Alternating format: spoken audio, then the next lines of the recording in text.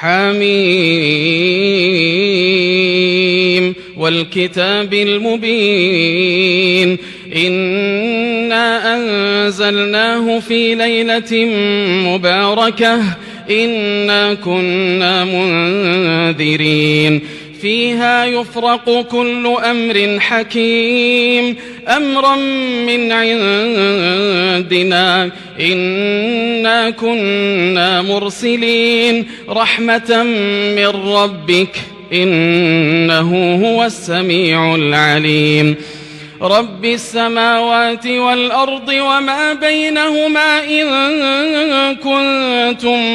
موقنين لا إله إلا هو يحيي ويميت ربكم ورب آبائكم الأولين بل هم في شك يلعبون فارتقب يوم تأتي السماء بدخان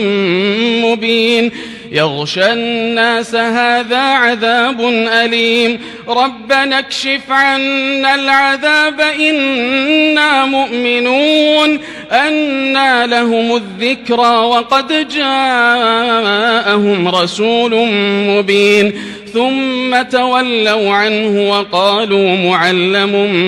مجنون إنا كاشف العذاب قليلا إنكم عائدون يوم نبطش البطشة الكبرى إنا منتقمون ولقد فتنا قبلهم قوم فرعون وجاءهم رسول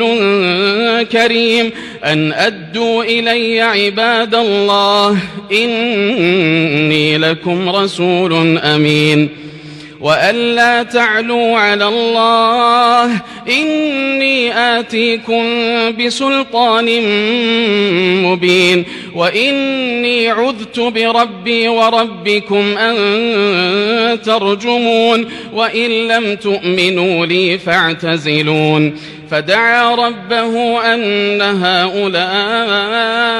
قوم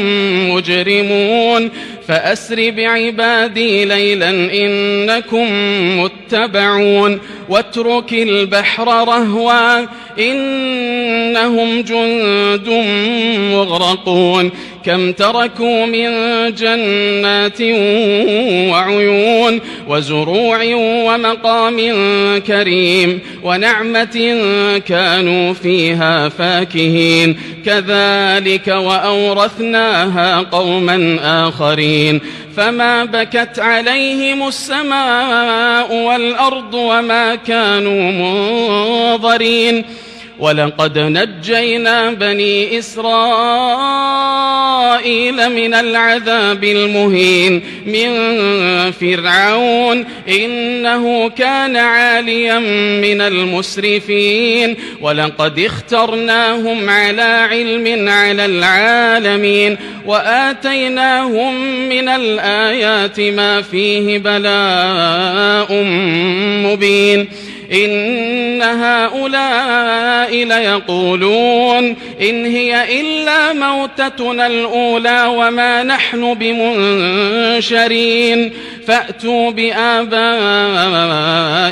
إن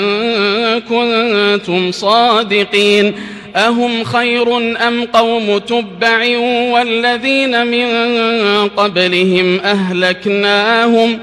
إنهم كانوا مجرمين